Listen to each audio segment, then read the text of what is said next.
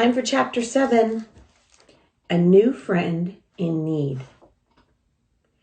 In the days that followed, Chester's behavior was exemplary. He purred, and he cooed, and he cleaned his paws, and he rubbed up against everyone's legs to show that what a good boy he was. I was getting worried. Chester acts that way only when he has something devious in the back of his mind. But I didn't know what it was. He had tried everything in the book to get rid of vampires, and all his efforts had failed. But I knew from the expression on his face that something was definitely up. Of course, I didn't know for certain because he had not spoken to me since the steak incident. I guess he realized that my heart just wasn't in the destruction of the bunny vampire. In fact, I was beginning to like the little fellow. The Monroes were relieved by Chester's improved behavior.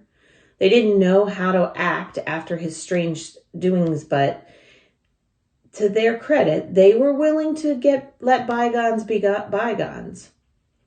The only disturbing factor in all of our lives was the reappearance of the white vegetables each morning in the kitchen. And yet, after a few days, even that stopped and life seemed to return to normal. One evening, I dropped by Bunnicula's cage to chat. I'd found myself doing that more and more since Chester had stopped talking to me. Of course, Bunnicula didn't talk back, but he was a good listener. I'd begun to think of him as a friend. A strange one, granted, but one can't always choose one's friends. I was distressed this particular evening to see that he was dragging his ears, as it were. He looked tired and listless. I felt his nose, and it seemed to be a little warmer than it should have been. I became alarmed. I ran over to Toby, who was doing a picture puzzle on the floor, and began to bark. Something I do only in cases of extreme emergency, since even I do not care for the sound. "What's the matter, Harold?" Toby asked, without moving. "Are there burglars?" I ran to the cage and looked at Bunnicula. I looked back at Toby and whimpered. Toby just looked confused. "Do you want to play with Bunnicula? Shall I take him out of the cage?" "Woof!" I responded, indicating I hoped that was indeed what he should do. "I'll ask Mom and Dad, Harold. You wait here." He was back in a minute, shaking his head. "I'm sorry, Harold, but Mom says you can't play with the rabbit. It causes too much commotion." I looked down at the floor and whimpered again. "Sorry, Harold. Maybe later when we're all in here together." I regarded Bunnicula, whose eyes met mine. He gave a little shudder, and I felt like crying.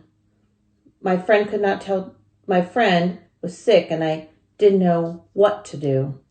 I wished I could tell Chester, but I knew it was no use. He was just too mad at me. I would have to sort this one out on my own. That night, I couldn't sleep, worrying about Bunnicula. I decided to go downstairs and check on his condition. What I saw when I entered the living room horrified me. Bunnicula was out of his cage on the floor while Chester stood in front of him, a piece of garlic around his neck and his arms outstretched, blocking the kitchen door. Suddenly, it all fell into place. Chester was starving Bunnicula. Of course, that's why he seemed so listless, and that's why the vegetables had stopped turning white. Chester had made it impossible for Bunnicula to eat. "Chester!" I cried. Chester jumped a very high jump. "What are you doing down here?" He spat at me as he landed. "I know what you're doing, Chester, and the jig is up. That little bunny never hurt anybody.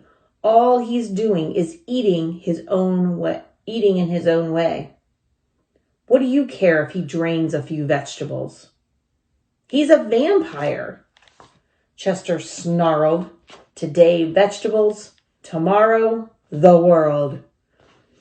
I think perhaps you're overstating your case, I suggested cautiously. Go back to bed, Harold.